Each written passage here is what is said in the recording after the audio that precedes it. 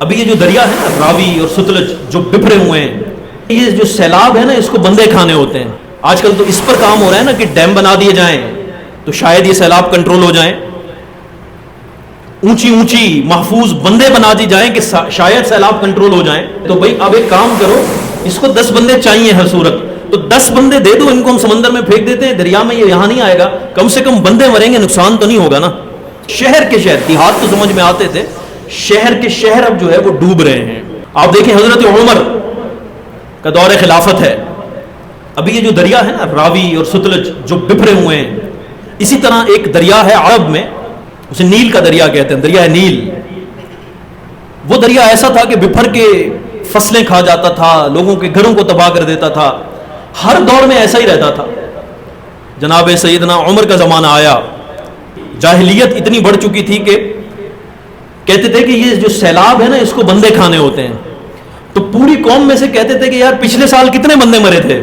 تو کہتے ہیں کہ 10 بندے مرے تھے. تو بھائی اب ایک کام کرو، اس کو 10 بندے چاہیے ہر صورت، تو 10 بندے دے دو، ان کو ہم سمندر میں پھینک دیتے ہیں، دریا میں یہ یہاں نہیں آئے گا، کم سے کم بندے مریں گے، نقصان تو نہیں ہوگا نا. تو پھر جاہلیت کا زمانہ تھا، 10 بندے جمع کیے جاتے تھے اور دریا میں ڈال دیے جاتے تھے، پھر بھی دریا آ جاتا تھا. تو یہ بات حضرت عمر کو بتائی گئی کہ حضرت آپ کا دور خلافت ہے اور نیل بپھر جاتا ہے. اب کمال دیکھیے، کوئی ٹیکنالوجی نہیں. آج کل تو اس پر کام ہو رہا ہے نا کہ ڈیم بنا دیے جائیں تو شاید یہ سیلاب کنٹرول ہو جائیں، اونچی اونچی محفوظ بندے بنا دی جائیں کہ شاید سیلاب کنٹرول ہو جائیں. لیکن وہ کیا زمانہ تھا، اس میں کوئی ٹیکنالوجی نہیں تھی. ایک ٹیکنالوجی تھی اور وہ تھی رسول اللہ کی غلامی صلی اللہ علیہ وسلم.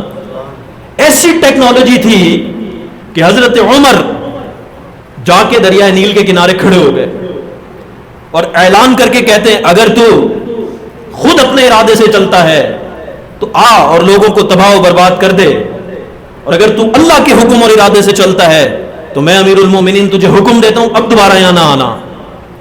وہ دن ہے آج کا دن، 1500 سال گزر گئے، وہ دن ہے اور آج کا دن.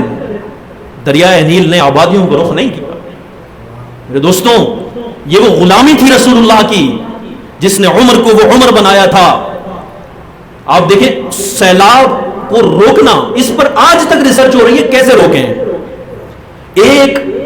ایک ایسی چیز تھی جو اللہ کے رسول کی غلامی تھی اور اس نے اس نہج پر پہنچا دیا تھا. جو نہ ہو عشق مصطفیٰ تو زندگی فضول ہے، اور غلامی رسول میں موت بھی قبول ہے. رسول اللہ کی جو غلامی ہے نا، اس میں مرنا نہیں ہے، اس میں جینا ہے.